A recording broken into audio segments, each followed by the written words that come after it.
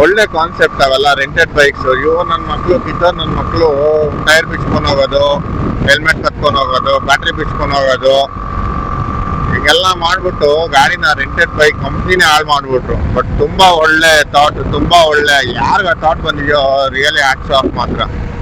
But ತುಂಬಾ loss ಅಲ್ಲಿ ಹೋಗ್ಬಿಟ್ರು ಅನ್ಕೊಳ್ಳಿ. ಈಗ ಎಲ್ಲಿ ಯಾರು ರೆಂಟೆಡ್ ಇಲ್ಲ. ನಿಜವಾಗ್ಲೂ ಒಂದು ಪ್ಲೇಸಿಂದ ಇನ್ನೊಂದು ಪ್ಲೇಸ್ ಟ್ರಾವೆಲ್ ಮಾಡಬೇಕು, ನಿನ್ನ ಹತ್ರ ಗಾಡಿ ಇಲ್ಲ ಅಂತಂದ್ರೆ ಒಂದು ರೆಂಟೆಡ್ ಬೈಕ್ಸ್, ದಟ್ಸ್ ಅಮೇಝಿಂಗ್. ಇಲ್ಲಿಂದ ಅಲ್ಲಿಗೆ ಜಸ್ಟ್ ಒಂದು 5 ಕಿಲೋಮೀಟರ್ 6 ಕಿಲೋಮೀಟರ್ ಟ್ರಾವೆಲ್ ಮಾಡ್ಬೇಕಂದ್ರೆ ಬೌನ್ಸ್ ಅಲ್ಲಿ ಆಪ್ ಅಲ್ಲಿ ಬುಕ್ ಮಾಡ್ಕೊಂಡು ಆರಾಮಾಗಿ ಟ್ರಾವೆಲ್ ಮಾಡ್ಬೋದಾಯ್ತು. ಇವ್ರು ಹೋಗಿ ಕಾಡ್ ಹತ್ರ ಎಲ್ಲ ಬಿಟ್ಬಿಡೋದು, ಫಾರೆಸ್ಟ್ ಹತ್ರ ಎಲ್ಲ ಬಿಟ್ಬಿಡೋದು, ಫಾರೆಸ್ಟ್ ಆತರ ಏರಿಯಾಗಳೆಲ್ಲ ಬಿಟ್ಬಿಡೋದು.